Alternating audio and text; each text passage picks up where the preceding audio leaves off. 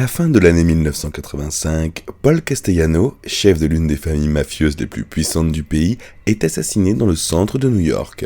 Les journaux se sont alors emparés de l'affaire, avançant différentes hypothèses sur les raisons de son élimination. Néanmoins, tous s'accordaient sur un point. John Gotti était désormais le nouveau parrain de la famille. À l'époque, personne n'aurait pu imaginer que le nom de Gotti allait désormais apparaître non seulement de temps à autre dans les articles des journalistes spécialisés dans les affaires criminelles, mais allait aussi faire la une des principaux journaux américains. En effet, pendant près de 10 ans, le visage de John Gotti allait apparaître plus souvent que celui du président sur les nouvelles pages des journaux et sur les écrans de télévision.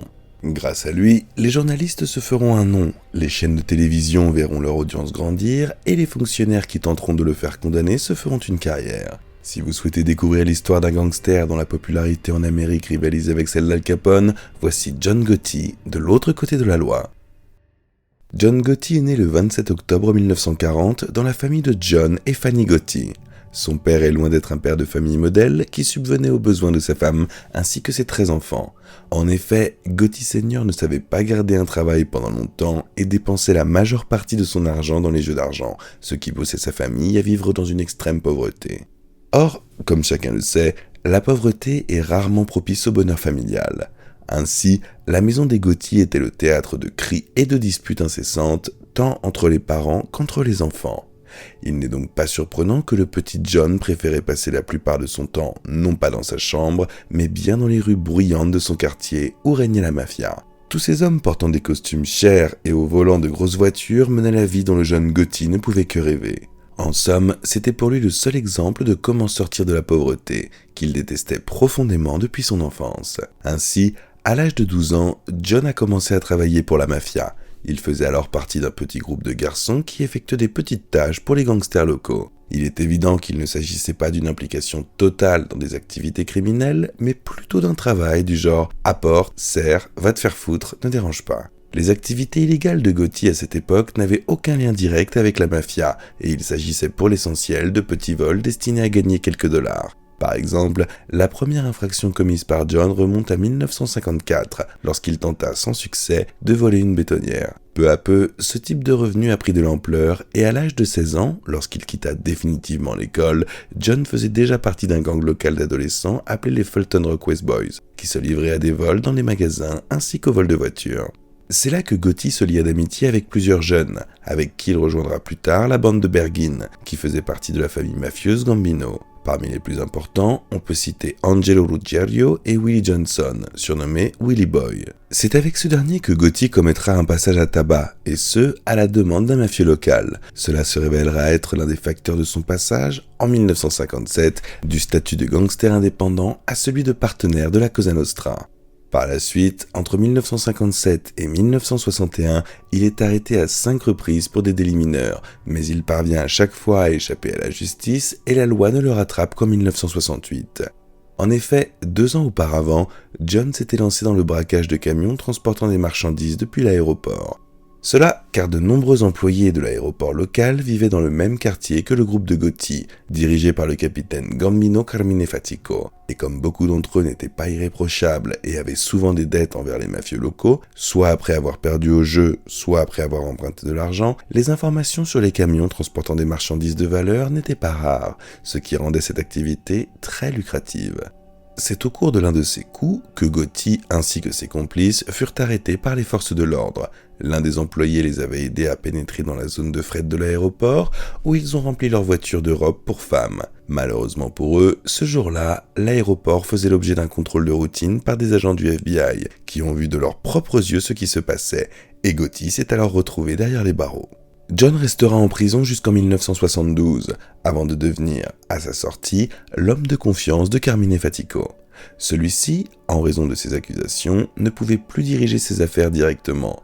Gotti sera alors en quelque sorte les yeux et les oreilles de Fatico dans les rues. C'est également à cette époque qu'il a fait la connaissance de Neil Della Croce, qui deviendra pour lui une sorte de mentor au sein de la Cosa Nostra. Della Croce était le numéro 2 de la famille, juste après Carlo Gambino, et son influence dans les rues a même conduit le FBI à le considérer comme le chef de la famille pendant un certain temps. Par ailleurs, en 1971, la commission sénatoriale américaine chargée d'enquêter sur le crime organisé a qualifié Neil de « boss le plus puissant de la Cosa Nostra de son époque ». Le fait qu'un tel homme ait lui-même remarqué Gotti alors qu'il aidait Fatico dans ses affaires pouvait bien entendu signifier des perspectives de carrière prometteuses, où John n'aurait plus jamais à se soucier de la pauvreté. Cependant, en raison de la suspension du recrutement de nouveaux membres, Gotti n'avait même pas encore été accepté dans la famille et devait continuer à prouver sa valeur afin d'être admis dans la Cosa Nostra lorsque les livres seraient à nouveau ouverts. C'est pourquoi, lorsqu'il fut convoqué par le patron et chargé d'éliminer le meurtrier du neveu de Carlo Gambino, Gotti n'hésita pas une seule seconde, car en cas de succès, cela signifiait pratiquement une entrée gratuite dans la confrérie mafieuse. L'affaire était très importante, car le meurtre du neveu du patron n'avait pas eu lieu dans le cadre d'un conflit, mais bien à la suite d'un enlèvement et après le paiement d'une rançon de $100 000. C'était donc un camouflet pour toute la famille mafieuse, et Della Croce jura à Carlo Gambino de trouver et de tuer tous les ravisseurs. Et en mai 1973, lorsqu'il réussit à découvrir qui était derrière cette affaire, Della Croce, avec l'approbation de Gambino, confia le contrat à John Gotti. Il s'agissait du chef d'un petit gang irlandais nommé James McBartney. Gotti et deux complices le trouvèrent dans un bar et, se faisant passer pour des policiers, tentèrent de faire sortir McBartney dans la rue. Cependant, celui-ci résista, une bagarre éclata et le gangster irlandais fut abattu en plein milieu du bar. En raison du nombre important de témoins dans l'établissement et du fait qu'un proche de Gotti, Willie Johnson, était en réalité un informateur du FBI, la police a lancé, 2 mois plus tard, un mandat d'arrêt contre John Gotti et Angelo Ruggiero pour le meurtre de James McBartney. John a réussi à échapper aux autorités pendant un peu plus d'1 an, mais une nouvelle information transmise par Willie Boy par le biais du FBI a aidé la police à arrêter Gotti en mai 1974, alors qu'il rencontrait un ami dans un bar.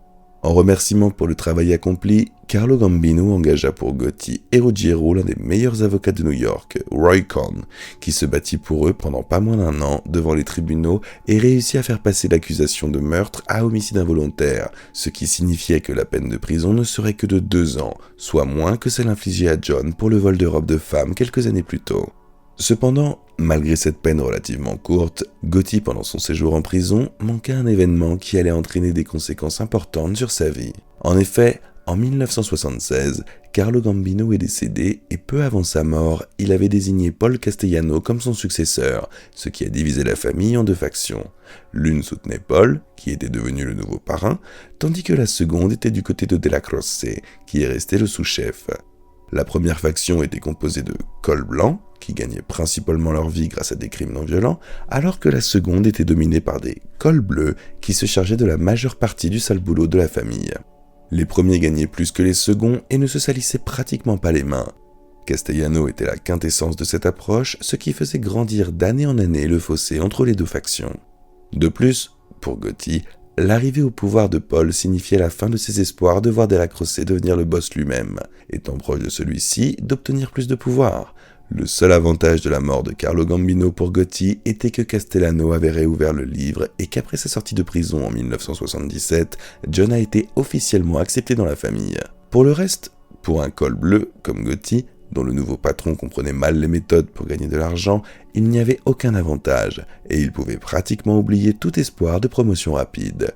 Cependant, John bénéficiait toujours de la protection de Della Croce, qui exerçait une grande influence sur Paul, et Gotti pouvait travailler tranquillement en attendant son heure s'il n'y avait pas eu un « mais ». En effet, les proches de Gotti allaient très vite commettre une série d'erreurs qui allaient transformer les relations entre les 2 factions, passant de l'incompréhension à une guerre froide, puis à un conflit ouvert. Sorti de prison en 1977 et devenu membre de la mafia, Gotti est devenu de facto le capitaine de l'équipe de Berghin. Cependant, il n'était que temporairement chargé d'exécuter cette fonction, remplaçant Carmine Fatico, âgé de presque 70 ans, qui luttait à nouveau contre les autorités pour sa liberté. Et même si Gotti n'aimait pas le qualificatif « par intérim » associé à son statut de capitaine, cela ne l'empêchait pas de se sentir comme un véritable boss sur le territoire qui lui avait été attribué. Son partenaire de longue date, Angelo Ruggiero, devint alors le principal assistant de Gotti dans l'équipe de Berghin. Son cercle de proches collaborateurs comprenait son frère Gene Gotti, John Carneglia, Anthony Rampino et Willie Johnson. Ses autres frères, Peter et Richard Gotti, se voyaient attribuer des rôles moins importants. Tous ces hommes, ainsi que des dizaines d'autres gangsters qui voulaient travailler sur le territoire de l'équipe de Berghin, versaient à Gotti un pourcentage de leur activité. Cela permit à John d'oublier définitivement sa participation personnelle au vol et aux enlèvements. Ainsi, le statut de capitaine fit passer Gotti de la catégorie des petits délinquants à celle des racketteurs, certes encore mineurs, mais déjà bien implantés. Il touchait désormais un pourcentage des bénéfices des établissements de jeu ainsi que des bureaux de bookmakers locaux et avait également investi une partie de ses fonds dans les prêts usurières clandestins. Tandis que pour le fisc, Gotti était employé dans une entreprise de plomberie et de chauffage. Cependant, ses revenus étaient clairement insuffisants pour John Gotti, qui avait suivi les traces de son père et qui, selon ses contemporains, était tout simplement obsédé par les paris, perdant des dizaines de milliers de dollars par mois. Pendant longtemps, personne ne comprenait d'où Gotti sortait l'argent pour couvrir ses dettes toujours plus importantes, et ce, tout en subvenant aux besoins de sa femme ainsi que de ses enfants. La réponse à cette question s'est avérée extrêmement surprenante.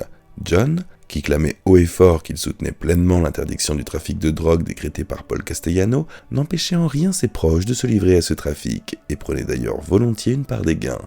Ainsi, pratiquement tous les membres de son cercle restreint de subordonnés à Bergin, que j'ai énuméré précédemment, étaient impliqués dans le trafic d'héroïne ou de cocaïne.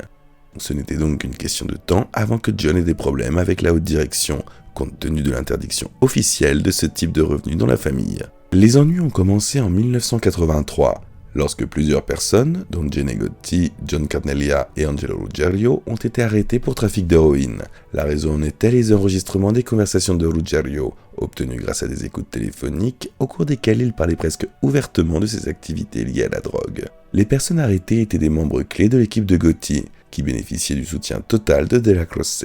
Craignant de perdre dans un affrontement ouvert avec Neil, Castellano a tardé à prendre une décision sur cette question qui, selon les lois de la Cosa Nostra, devait se traduire par une condamnation à mort pour les hommes de John.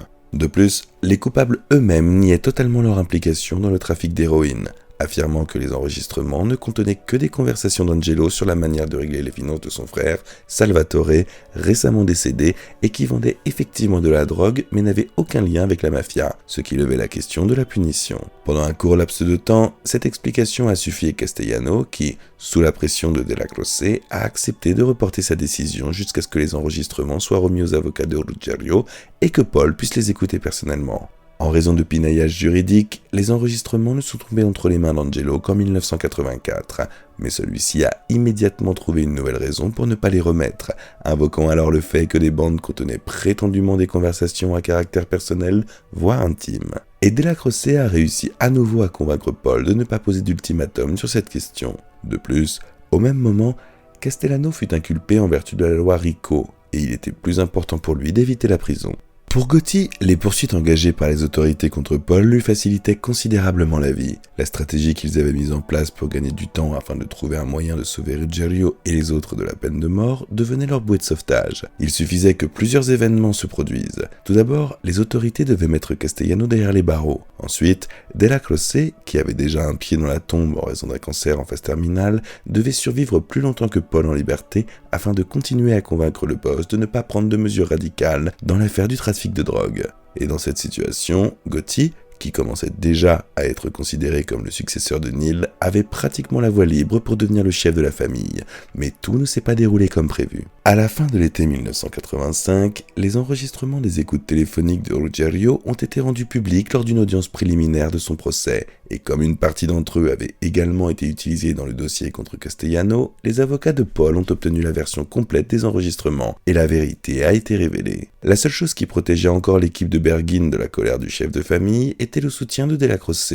dont l'état empirait de jour en jour. Gotti, conscient de la précarité de cette situation, décida alors de prendre des mesures pour frapper avant d'être frappé. Les premiers qu'il rallia à sa cause dans le complot contre Castellano furent Sammy Gravano, Robert Di Bernardo et Frankie de Ciccio. Par la suite, le capitaine Joe Armone rejoignit également les camps de conspirateurs, tandis que les consiglieri Joe Gallo promit de rester à l'écart et de ne pas s'en mêler, faisant semblant de ne rien savoir. Au cours de la phase préparatoire du complot, Gotti a également sondé le terrain à ce sujet auprès d'autres clans mafieux. 3 des 4 autres familles de New York ne s'opposèrent pas ouvertement à l'élimination de Paul, et seuls des problèmes pouvaient surgir avec la famille Genovese, car son chef, Vincent Gigante, était en bon terme avec Paul et disposait de plusieurs entreprises communes avec lui. Tout ce travail de reconnaissance et de formation des rangs des conspirateurs a pris plusieurs mois, après quoi le groupe a commencé à planifier directement l'assassinat. Au départ, il voulait attirer et tuer le chauffeur de Castellano, Tommy Bilotti, dire à Paul qu'il était malade afin de le remplacer par Frankie de Ciccio,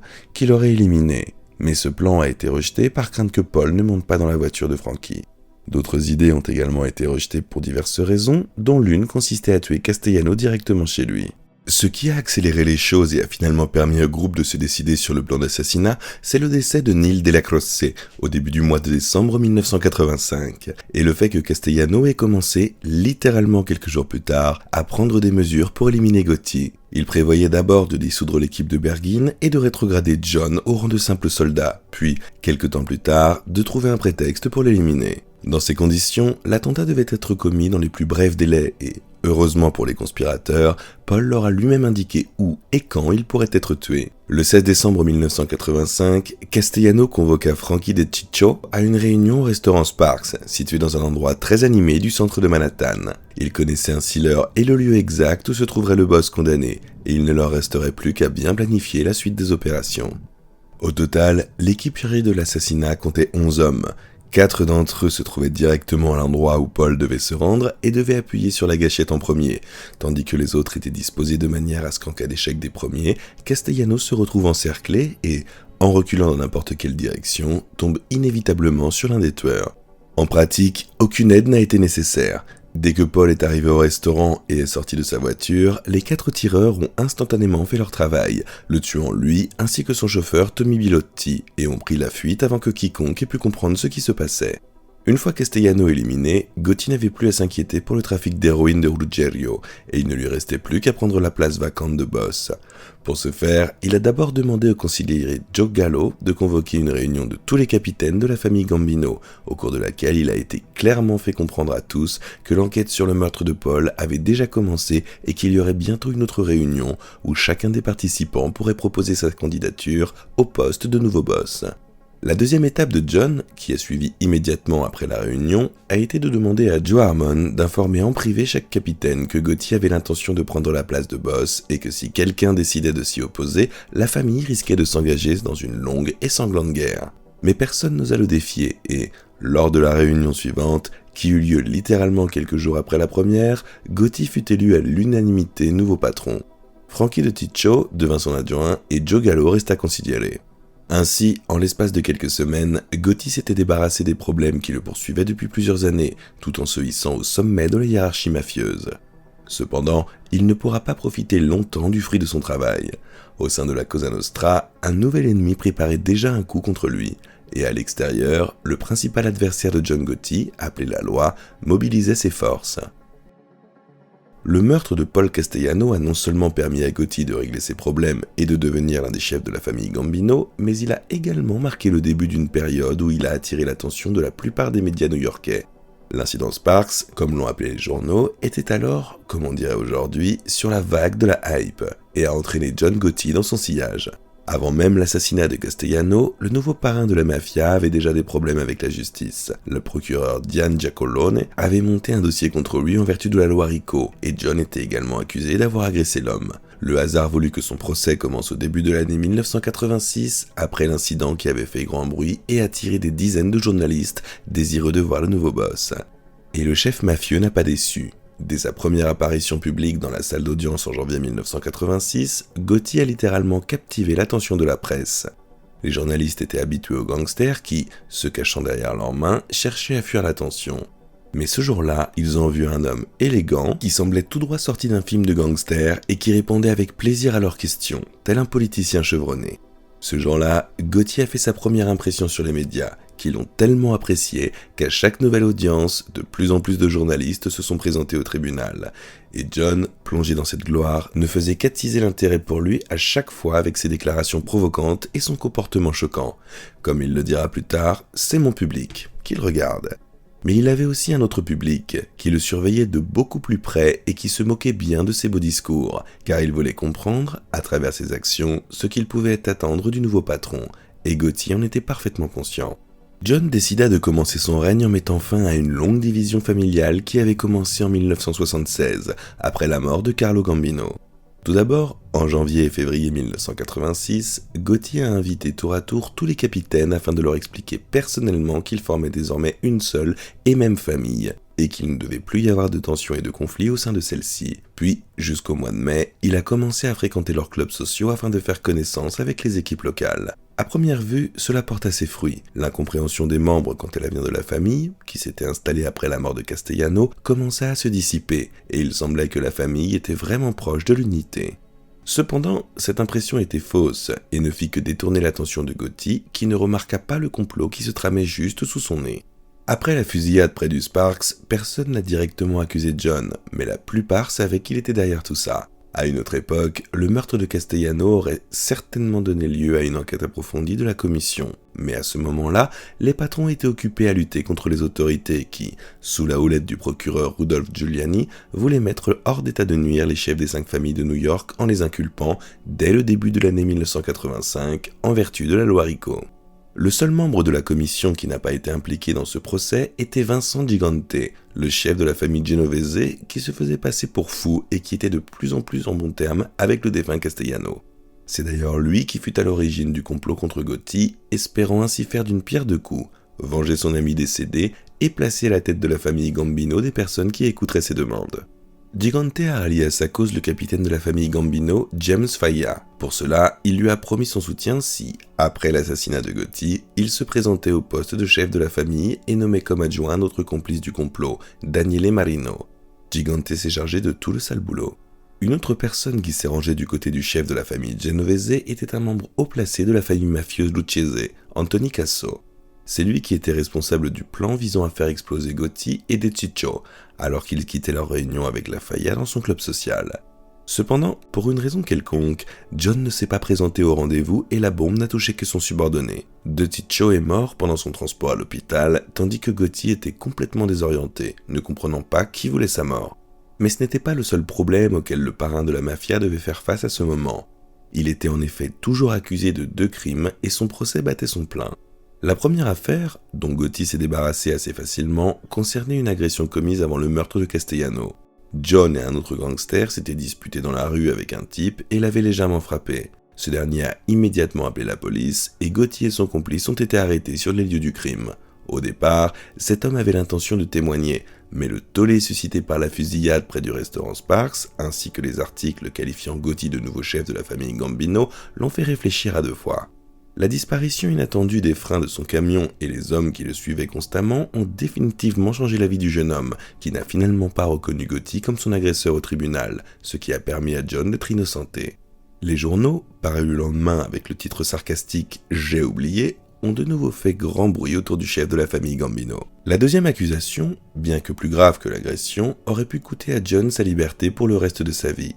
Une affaire a été montée contre lui et plusieurs autres hommes en vertu de la loi RICO par une procureure du nom de Diane Giacalone. Pour ceux qui ne le savent pas, la loi RICO est un type d'accusation au cours duquel une personne est jugée non pas pour un crime spécifique, mais bien pour son appartenance à un groupe criminel. Il est possible de condamner un accusé en vertu de la loi RICO s'il est possible de prouver qu'il a enfreint 2 lois fédérales au moins au profit d'une organisation criminelle.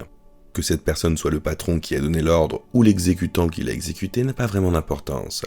De plus, la peine infligée en vertu de la loi RICO était beaucoup plus sévère que celle prononcée à l'encontre d'une personne pour chaque crime spécifique. Et le plus grave, c'est que Gotti redoutait, c'était que la procureure puisse constituer un dossier à partir des condamnations antérieures de l'individu, qui étaient considérées comme des crimes individuels. Dans ce cas, il ne restait plus à la procureure qu'à prouver que l'accusé n'avait pas commis ces crimes à titre privé, mais dans le cadre des activités d'une organisation criminelle. C'est exactement ce que Diane Giacalone avait l'intention de faire. Elle avait déjà inculpé Gotti pour vol à l'aéroport et pour le meurtre involontaire de McBartney, 2 crimes fédéraux, et il n'en restait plus qu'à prouver qu'ils avaient été commis au profit d'une organisation mafieuse appelée la famille Gambino. L'affaire était aggravée par le fait que l'un des accusés, à savoir le fils de Neil Della Croce, Armand, avait plaidé coupable et confirmé dans ses aveux l'existence de la famille Gambino ainsi que l'équipe de Bergin, dont Gotti faisait auparavant partie. C'est après cet incident que John instaurera dans la famille la règle de ne jamais confirmer l'existence de la famille dans ses aveux, car cela pouvait à tout moment nuire au patron. Dans cette situation, il était évident qu'il était pratiquement impossible de gagner le procès par des moyens légaux, et Gotti décida alors de recourir à une tactique qu'il connaissait bien depuis l'affaire du passage à tabac. Il ordonna à ses hommes de commencer à intimider le témoin sur l'une des accusations, mais les hommes de John ont clairement exagéré et, Au lieu de résoudre le problème, ils ne firent que l'aggraver. Cet homme a signalé à la police qu'il était victime de harcèlement, ce qui, ajouté au fait que dans l'affaire précédente, le témoin avait soudainement oublié à quoi ressemblait son agresseur, a permis à Jack Colonne, lors de l'audience sur la caution, d'exiger l'annulation de cette dernière, compte tenu du risque élevé que les intimidations à l'encontre des témoins se poursuivent. Le juge a conclu que ces arguments étaient valables et a envoyé John en prison jusqu'à la fin du procès, qui pouvait potentiellement lui valoir une peine de 40 ans de prison. Une fois derrière les barreaux, Gotti a nommé John Harmone, qui avait récemment remplacé Frankie de Ticcio, assassiné peu de temps auparavant, au poste de sous-chef. Il devait être secondé dans la gestion pour le consigliere Joe Gallo, ainsi que par 2 capitaines, Sammy Gravano et Angelo Ruggiero. Cependant, à l'exception de Gravano, tous ont rapidement eu de sérieux problèmes avec la justice et, de facto, c'est Sammy qui a dirigé la famille pendant l'incarcération de John. Gravano recevait ses instructions de Gotti par l'intermédiaire de son frère, Ginny, qui le voyait en prison et les transmettait ensuite aux hommes dans la rue. En particulier, Sammy et un autre homme du nom de Frankie Locaschio, qui occupera plus tard un poste élevé dans l'administration de Gotti, ont fait le tour de toutes les équipes de la famille Gambino et ont clarifié la manière dont l'organisation serait désormais gérée et comment John comptait se défendre contre les accusations qui lui étaient portées. Cependant, l'expression « se défendre » n'est peut-être pas tout à fait appropriée dans ce cas, car sa contribution à la planification de ce qui a finalement permis à Gotti d'échapper à la justice a été à peu près aussi importante que le battement d'aile d'un papillon provoquant une tornade à l'autre bout du monde. On pourrait dire que la liberté lui est tombée toute cuite dans le bec. Et le nom de l'homme qui a permis à John d'échapper à la justice était George Pape. George avait été sélectionné comme juré dans l'affaire Gotti, mais dès le début, lorsque sa candidature avait été approuvée, il n'avait pas l'intention de travailler pour la justice, mais seulement de se remplir les poches. Pape connaissait le chef de gang irlandais Westies, qui avait des affaires en commun avec la famille Gambino. Ainsi, George a contacté ses connaissances et leur a demandé si les mafieux voulaient influencer l'issue du procès. Naturellement, lorsque cette information est parvenue à Gotti, il a immédiatement donné son accord et 60 000 $ ont atterri dans la poche du jury malhonnête, qui les a largement mérités. En effet, en mars 1987, John Gotti a été acquitté par les jurys des 2 chefs d'accusation qu'on lui reprochait, et les 6 mois qu'a duré le procès n'ont été pour le parrain de la mafia qu'une farce et un jeu pour le public. Chaque fois, il entrait dans la salle d'audience la tête haute. Il démontra par son attitude qu'il ne doutait pas un instant de son innocence, ou, comme on le comprendra plus tard, qu'il ne doutait pas un instant de l'issue du procès. Le comportement de Gotti, ainsi que le déroulement du procès lui-même, au cours duquel la défense n'a pu nier la culpabilité de John, mais a tenté par divers moyens de discréditer la procureure Diane Giacolone, ont attiré des dizaines de journalistes dans la salle d'audience, qui ont ensuite transformé ces batailles judiciaires en événements d'envergure mondiale dans leurs articles. Gotti, qui s'exprimait devant la presse par l'intermédiaire de son avocat, Bruce Cutler, ne faisait qu'ajouter de l'huile sur le feu, se présentant à chaque fois comme un martyr victime du système, tout en essayant par tous les moyens de faire en sorte que son nom soit plus associé à l'image d'un tueur à gages, mais bien à celle d'un homme qui avait commis une erreur et qui était désormais complètement différent. Tout ce cirque médiatique pendant les audiences est allé si loin que l'on a commencé à dire que le procès Gotti était comparable aux discussions sur les événements de la Seconde Guerre mondiale. Presque tous les journaux et chaînes de télévision américaines, ainsi que des dizaines de journaux et chaînes étrangères, ont dépêché leurs correspondants pour assister à chaque audience. Le magazine Time a même commandé un portrait de Gotti au célèbre artiste Andy Warhol qu'il a publié en couverture d'un de ses numéros. Gotti était une véritable star, au même titre qu'un acteur, un homme politique ou un sportif célèbre. Et lorsqu'il est sorti du tribunal sous les acclamations du public en mars 1987, on aurait dit un boxeur qui venait de remporter le titre de champion du monde. Cependant, il ne savait pas encore que le prochain prétendant au titre serait bien plus fort que le précédent et qu'après de centaines d'heures d'entraînement, il le mettrait KO. En quittant le tribunal en 1987, Gotti avait tout ce dont il pouvait rêver. Il était le chef de l'une des familles mafieuses les plus puissantes du pays et ne pensait même plus à la pauvreté. En effet, l'argent qu'il recevait de ses subordonnés lui suffisait pour tout, subvenir aux besoins de sa famille, parier sans compter et mener la vie luxueuse du gangster le plus populaire de sa génération. Sa journée type était un véritable paradis pour un hédoniste. John se levait dans l'après-midi, se rendait à son club social, y discutait avec ses subordonnés, puis, au cours de la soirée, en compagnie de quelques personnes, il allait dîner dans un beau restaurant. Et après avoir pris sa maîtresse avec lui, il se rendait dans l'une des boîtes de nuit de New York, où il passait toute la nuit. Dans ces endroits, Gotti était une véritable star. et des acteurs, chanteurs et sportifs célèbres se faisaient un plaisir de faire sa connaissance. À cet égard, ses relations avec des personnalités populaires telles que Mickey Rourke, Anthony Quinn et Jon Voight sont bien connues. De leur côté, les gens ordinaires s'approchaient de sa table uniquement pour lui serrer la main et lui dire qu'il était très heureux de le rencontrer. Tout cela indiquait que les manipulations de l'opinion publique qui avaient été effectuées lors de sa première affaire Rico n'avaient pas seulement fonctionné comme Gotti l'avait prévu, mais avaient même dépassé toutes ses attentes. En effet, depuis, les médias le présentaient comme un Robin des Bois, un homme du peuple qui avait réussi à vaincre un système bafoué. Et Gotti aimait cette attention qu'on portait à sa personne. Il aimait être au centre de l'attention, et comme l'a rappelé plus tard son adjoint Sammy Gravano, John lui a dit un jour au restaurant que les gens à la table voisine, qui le regardaient toute la soirée, étaient son public. Chaque apparition à l'écran ou dans les pages des journaux ravissait Gotti. Il avait même accroché la couverture d'un magazine avec sa photo au sein de son club social. Cependant, ce comportement de la part de leur patron suscitait une certaine incompréhension parmi ses subordonnés, dont la plupart estimaient que la Cosa Nostra devrait rester dans l'ombre. John répondait à cela que, selon lui, la notoriété était au contraire la clé pour gagner plus facilement devant les tribunaux, car une opinion publique favorable pouvait influencer favorablement la décision des jurés. Il a ensuite continué à entretenir son image, en organisant par exemple des festivités populaires avec des feux d'artifice dans son quartier, à l'occasion de la fête de l'indépendance. Il faut dire que Gotti a vraiment réussi à jeter de la poudre aux yeux de la plupart des gens. Il a créé une image publique diamétralement opposée de la réalité.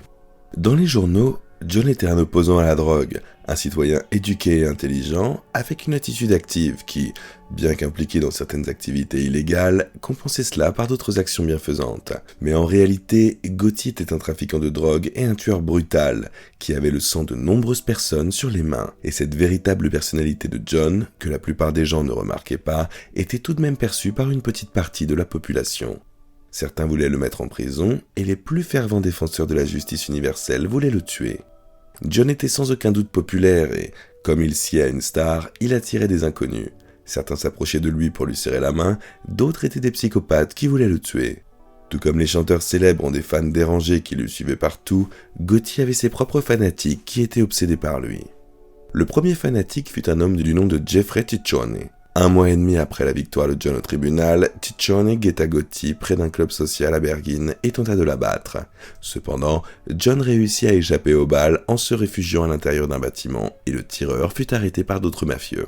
Lorsque les gangsters ont commencé à le torturer pour connaître le nom de son commanditaire, Ciccione a affirmé qu'il avait été envoyé sur terre par Dieu, qu'il avait parlé à Jésus et que celui-ci lui avait dit de tuer John Gotti, qui était l'incarnation du diable sous forme humaine. Le deuxième psychopathe, qui a tiré les leçons des erreurs de Ciccione, disparu à jamais, était Michael McCrae. Il n'a pas essayé de tirer sur Gotti, mais a plutôt posé une bombe près de l'entrée du club social. Malheureusement pour le fanatique, le dispositif n'a pas fonctionné, et il a décidé, dans son esprit malade, qu'il fallait faire monter les enchères. McCrae a écrit une lettre à l'archevêque catholique de New York dans laquelle il revendiquait la responsabilité de l'attentat et exigeait une rencontre avec Gotti. L'archevêque a naturellement transmis cette lettre à la police, qui a retrouvé McCrae sur le lieu de la rencontre prévue, dans une forêt du Tennessee où il était assis dans sa voiture, en train de lire la Bible, entouré d'un arsenal d'armes. Lors de son interrogatoire, il a affirmé, tout comme Ciccione, que Gotti était le mal incarné et que débarrasser le monde de cet homme était son objectif ultime. Les forces de l'ordre étant moins catégoriques, mais tout aussi déterminées à débarrasser la société de John Gotti. La popularité acquise par le parrain de la famille Gambino à la suite de son acquittement lors du précédent procès était une gifle retentissante pour l'État, dont le bruit ne s'était pas encore dissipé.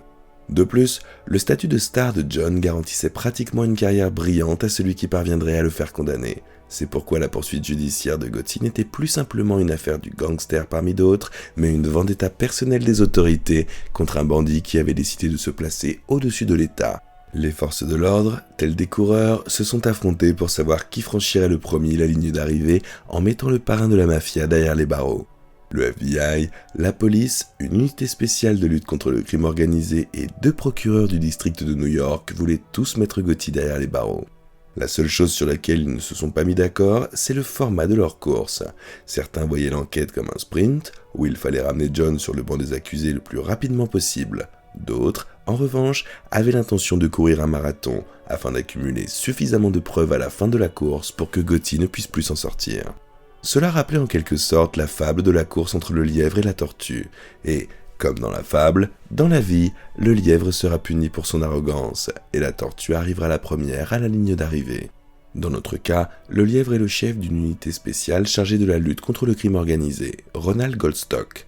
En 1985 et 1986, son équipe a enregistré les conversations de Gotti dans son club social à Bergin, et sur ces enregistrements, John a laissé échapper qu'il était impliqué dans l'attentat contre un leader syndical du nom de O'Connor. Lorsque Goldstock a remis ses enregistrements au procureur du district Est, Andy Maloney, afin qu'il engage des poursuites, celui-ci a refusé en raison du manque de preuves. Mais Goldstock n'était pas de cet avis et a repris ses efforts pour obtenir un procès en 1988. Lorsque ces informations ont été confirmées par un gangster irlandais du nom de James McElroy, qui faisait partie du gang ayant directement participé à l'attentat contre Connor, cette fois-ci, il ne s'est pas adressé à Maloney, mais au procureur du district de Manhattan, Robert Magento. Celui-ci s'est montré plus optimiste et a ouvert une enquête pénale. Ainsi, en janvier 1989, John Gotti a été arrêté pour la 3e fois en 4 ans. Cette fois, il fut libéré en payant une caution de $100 000, de sorte qu'il resta en liberté pendant l'année suivante, au cours de laquelle l'enquête préliminaire se déroula. Le procès lui-même s'est déroulé de janvier à février 1990 et s'est soldé par un acquittement. Maloney avait raison. Les enregistrements réalisés à Bergin et les témoignages de McElroy, qui n'avait pas participé à l'attentat mais avait seulement entendu dire que son gang l'avait commis à la demande de Gotti, n'étaient pas suffisants. Les avocats de la défense ont réussi à discréditer les deux éléments, achevant définitivement les accusateurs en citant à comparaître O'Connor lui-même, qui avait survécu à l'attentat et déclaré devant le tribunal qu'il ne savait pas qui avait voulu le tuer, doutant que ce soit Gotti. La tactique du sprint a subi une défaite écrasante ce jour-là, mais les marathoniens incarnés par les agents du FBI, qui surveillaient et écoutaient depuis des mois le club social de John, appelé Ravenite, étaient déjà sur le point de présenter au procureur des preuves qu'il serait pratiquement impossible de réfuter. Cependant, ce problème était encore inconnu de Gotti, tandis que le conflit avec Vincent Gigante, qui avait déjà coûté la vie à Frankie DiCiccio, devenait de plus en plus clair pour le mafieux. Après cet attentat, il ne comprenait toujours pas qui était derrière tout cela, jusqu'au moment où, en 1987, des agents du FBI se sont présentés chez lui pour l'avertir qu'un attentat était préparé contre lui. À l'époque, le bureau écoutait les lieux de réunion de la famille Genovese, et sur l'un de ces enregistrements, les mafieux, menés par leur conciliérie, discutaient d'un plan pour éliminer Jen et John Gotti. Conformément aux lois en place, les agents devaient en informer le chef de la famille Gambino, ce qu'ils firent. Suite à cela, Gotti, après avoir consulté Gravano, organisa une rencontre avec Gigante où ce dernier promit de s'occuper de l'affaire et garantit qu'il n'y aurait pas d'attentat.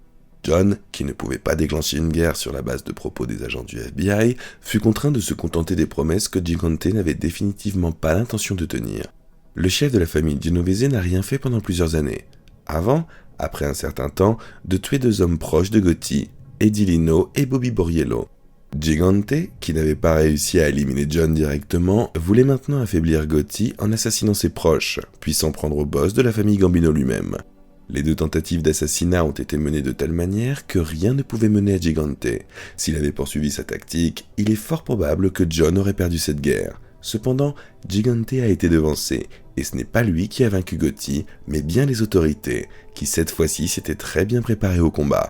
Peu après être devenu le boss, John a transféré son quartier général du club social Bergin à un endroit similaire, appelé Ravenite, où le défunt Neil Delacroce avait autrefois établi sa base. Gotti s'y rendait presque tous les jours et exigeait la même assiduité de tous ses capitaines, ce qui était un véritable cadeau de Noël pour les agents du FBI chargés de le surveiller. John a considérablement facilité la tâche du bureau, qui a pu concentrer tous ses efforts sur Ravenite, où il se trouvait le plus grand nombre de membres de la famille Gambino, mais aussi où se déroulaient la plupart des discussions concernant leur activité illégale. Tout ce que les agents avaient à faire était de placer habilement des micros aux endroits stratégiques, puis de prendre leur mal en patience et d'écouter. Au début, lorsque le FBI a commencé sa surveillance, il a mis en place une surveillance extérieure de Gotti, qui consistait en 5 voitures. Si John se rendait quelque part, la voiture qui le suivait changeait constamment. Si les agents devaient le suivre lorsqu'il faisait un arrêt, ils utilisaient alors des astuces telles que des changements de vêtements constants ou un appareil spécial permettant d'imiter un phare cassé afin que Gotti ne remarque pas qu'il était suivi. Le bureau a ainsi suivi John pendant environ 1 mois et a compris que Gotti était tellement fidèle à ses habitudes, se rendant toujours aux mêmes endroits à la même heure, qu'on pouvait littéralement régler sa montre grâce à son emploi du temps. Il n'y avait donc pas vraiment de raison de continuer à le suivre partout. Ainsi, ils ont plutôt décidé de concentrer tous leurs efforts sur le Ravenite, car peu à peu près au même moment, l'un de leurs informateurs leur a fait part de l'ordre donné au capitaine de se présenter au club social pratiquement tous les jours. Le Ravenite était situé dans un quartier animé appelé Little Italy, dont les habitants, depuis l'époque de Della Croce, n'appréciaient guère les autorités et signalaient toute personne suspecte à la mafia locale. Cela posait un problème au FBI, car une surveillance extérieure aurait été immédiatement découverte. Il a donc été décidé de mener une surveillance distante à l'aide d'une caméra vidéo puissante. Les agents ont loué un appartement à 2 pâtés de maison du club et ils ont ainsi réussi à s'éloigner suffisamment des habitants locaux à Gotti qui auraient pu les signaler tout en pouvant voir tous ceux qui entraient et sortaient grâce à une optique puissante. Après avoir installé la vidéosurveillance, le bureau a décidé qu'il serait judicieux de placer également quelques micros. Au départ, les dispositifs d'écoute ont été installés au sein du club Ravenite lui-même. Puis, lorsque l'un des dizaines d'informateurs nouvellement recrutés leur a signalé que John menait toutes ses conversations importantes dans l'appartement au-dessus du club, un micro y a également été installé. Ainsi, Gotti était encerclé de toutes parts et il ne restait plus au FBI qu'à attendre qu'il commette une erreur. Et ils n'ont pas eu à attendre longtemps. Les premières conversations enregistrées dans l'appartement ont clairement montré que John n'aimait pas seulement discuter avec les journalistes. Et sa grande bouche, qui, en public, lui avait valu le surnom de Robin des Bois grâce à ses discours bien pensés, prononçait en privé de nombreuses paroles inappropriées qui allaient lui assurer une chute si retentissante que personne ne se souviendrait plus des ovations qui avaient salué son ascension. Dans l'appartement au-dessus du Ravenite, que John utilisait pour ses conversations délicates, vivait la veuve d'un ancien membre de la famille Gambino. Lorsque Gotti avait besoin de s'y rendre pour discuter, on l'envoyait simplement se promener, et le reste du temps, sa présence garantissait qu'aucun micro ne puisse être installé. John se sentait donc à l'aise dans cet appartement et parlait de tout sans crainte. Mais le FBI a finalement trouvé le moyen de s'y introduire et d'y installer des micros. Pour la première fois depuis longtemps, les autorités avaient une longueur d'avance sur Gotti et ont su tirer parti de ses erreurs. John, avec son ego surdimensionné, a décidé que quelques procès gagnés lui permettraient de se considérer comme invincible et a commencé à réunir ouvertement sa famille de manière régulière. Les agents ont immédiatement identifié la plupart des visiteurs du Ravenite grâce à la vidéosurveillance, ce qui leur a fait gagner des années de travail opérationnel. Ou peut-être Gotti a-t-il décidé qu'il avait berné le bureau en menant des conversations importantes dans l'appartement d'une veillée dame insignifiante. Dans tous les cas, le FBI a réussi à le piéger là aussi. Tout ce qu'il a dit serait bientôt utilisé contre lui. Dès qu'il entrait dans son refuge secret, Gotti parlait sans arrêt. Un exemple typique du comportement de John lorsqu'il se trouvait dans l'appartement est la conversation la plus célèbre enregistrée là-bas avec son adjoint Frankie Locascio, qui a remplacé Joe Harmony à ce poste. Elle est remarquable non seulement parce qu'elle révèle la véritable personnalité de Gotti, mais aussi parce qu'elle contient plusieurs gaffes de John, dont l'une, moins évidente à première vue et qui n'aidait en rien le FBI à l'époque, lui coûtera finalement sa liberté. Dès qu'ils sont entrés dans l'appartement et jusqu'à leur départ, c'est pratiquement uniquement Gotti qui a parlé. Dès les premiers mots, John a fourni aux agents des faits qui ont renforcé les preuves contre lui, qualifiant Locascio comme étant son adjoint, lui-même le patron, et Gravano le consigliere avant de mentionner, quelques minutes plus tard, leur implication commune au sein de la Cosa Nostra. Après cela, discutant de la difficulté à prendre des décisions difficiles dans sa famille et du fait que tout le monde n'était pas satisfait de la situation, il a failli avouer le meurtre de Castellano, demandant rhétoriquement « Qui peut me défier ? Qui peut me tirer dessus comme je l'ai fait avec un autre type ?» Puis, il a soudainement changé de sujet, affirmant qu'il ne disait et ne faisait jamais rien dans le dos des gens. Il s'est alors mis à parler de Gravano, se plaignant que Sammy gagnait trop d'argent et le comparant au défunt Castellano qui avait vendu sa famille pour une maudite entreprise de construction. Locascio lui a alors proposé de faire venir Gravano pour en discuter avec lui en personne, mais Gotti a simplement répondu qu'il le ferait une autre fois. Au lieu de parler à Sammy, il a continué sur la même lancée, mais dans l'autre sens. John a alors commencé à raconter qu'il aurait pu devenir milliardaire à tout moment, mais que contrairement à Gravano, il ne cherchait pas à gagner tout l'argent du monde, ni à devenir un mania de la construction. Après avoir terminé sa tirade sur la cupidité, Gotti passa encore plusieurs dizaines de minutes à se plaindre de sa situation difficile, du fait que le monde entier était contre lui et que les autorités, qu'il avait alors inculpées dans l'affaire O'Connor, ne reculeraient devant rien pour le faire emprunter le chemin de la Caltanissette. Puis son humeur changea brusquement et il se mit à se vanter de pouvoir repousser toutes les attaques et de ne jamais finir en prison. Les agents du bureau ont dû passer beaucoup de temps à écouter des discours diamétralement opposés sur le sort de Gotti. Ce n'est qu'à la fin qu'il leur a donné les informations dont ils avaient besoin. John a révélé qu'il lui versait de l'argent et combien, et a également expliqué comment il essayait d'échapper à un contrôle fiscal. Cette conversation suffisait à elle seule pour ouvrir une nouvelle enquête contre Gotti, mais le FBI voulait obtenir un maximum de preuves et a donc continué à l'écouter, et leur décision s'est avérée judicieuse. Plus tard, John parlera encore plusieurs fois de son implication dans la Cosa Nostra, discutera de l'acceptation de nouveaux membres dans la famille et, plus important encore pour les autorités, il avouera ouvertement 3 meurtres et son implication dans les jeux d'argent illégaux. Et pour couronner le tout, Gotti révélera dans ses enregistrements le nom de son contact dans la police, ce qui laisse penser que son avocat de longue date est impliqué dans les affaires de la famille Gambino, fournissant ainsi un prétexte pour le retirer de l'affaire. Les agents du FBI disposaient désormais de suffisamment de preuves pour se présenter devant le procureur et demander l'ouverture d'une enquête, mais les choses se sont avérées plus compliquées qu'ils ne le pensaient. Le bureau a présenté les fruits de son travail au procureur du district Est, tandis que le procureur du district Sud, qui s'occupait du meurtre de Paul Castellano, a vu apparaître au même moment un témoin en la personne d'un mafieux haut placé nommé Phil Leonetti, qui pouvait confirmer que John lui avait avoué en privé avoir planifié cet assassinat. Et comme à l'époque, mettre Gotti derrière les barreaux signifiait gagner en prestige, une véritable lutte s'est engagée dans cette affaire. Les uns et les autres ont avancé leurs arguments pour prouver qu'ils devaient être les premiers à ouvrir l'enquête, et personne ne voulait céder ce droit. Les parties étaient tellement obstinées qu'il a fallu l'intervention de leurs supérieurs, qui ont décidé de monter une affaire commune en vertu de la loi RICO, en réunissant les preuves des 2 parties. Dès que les formalités juridiques ont été réglées, le FBI a immédiatement reçu le feu vert pour arrêter l'administration de la famille Gambino, représentée par Gotti, Gravano et Locascio. Les agents ont décidé de le faire au Ravenite lorsqu'ils seraient tous réunis. La seule complication était que Gravano avait disparu pendant un certain temps, retardant ainsi son arrestation tant attendue.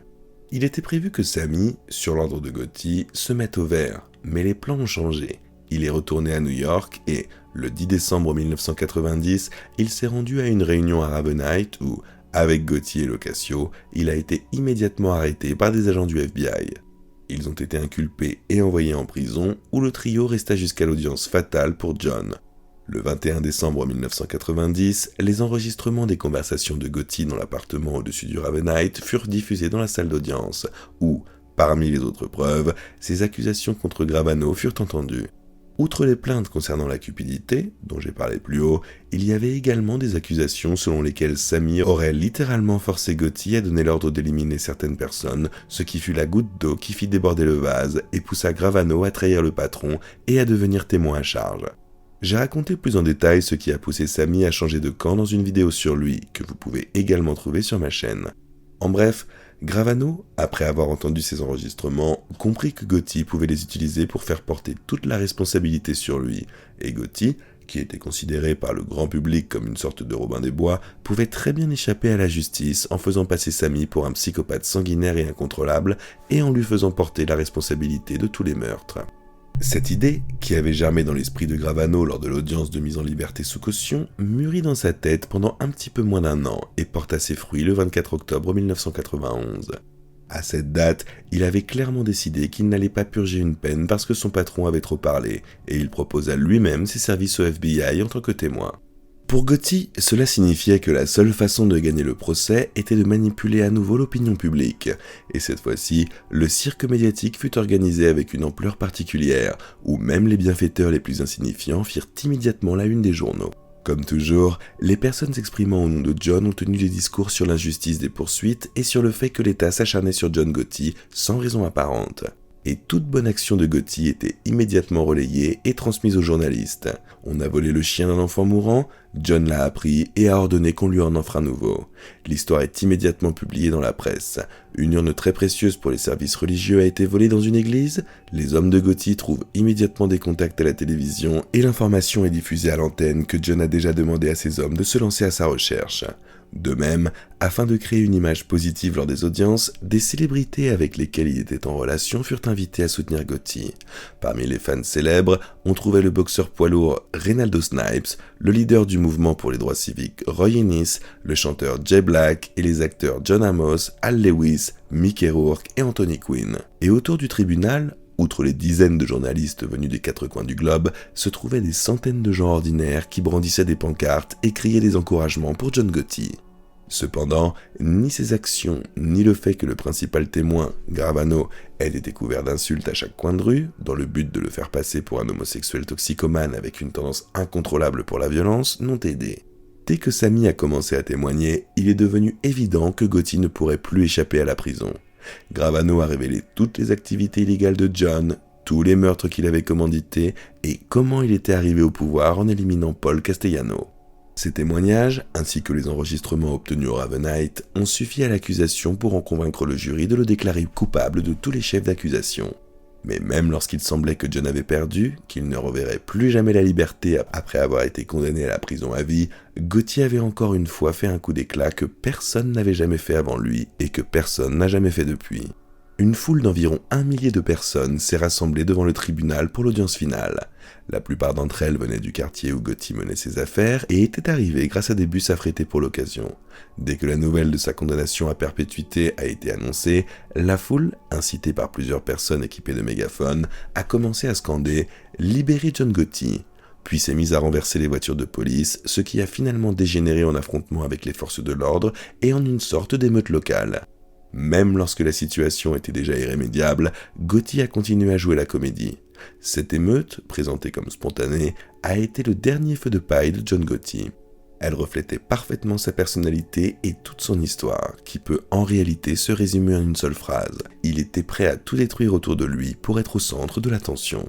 La prison où il a été incarcéré en 1992 et où il a été enfermé dans une cellule d'isolement a privé Gotti de l'attention dont il avait tant besoin, qui ne se manifestait plus désormais que par les visites de ses proches et les centaines de lettres qui lui parvenaient du monde entier, envoyées par des personnes qui avaient autrefois été fascinées par son image publique. Et bien que John ait essayé de rester en forme en faisant de l'exercice et en lisant des livres, il a tout de même commencé à dépérir progressivement dans ces conditions.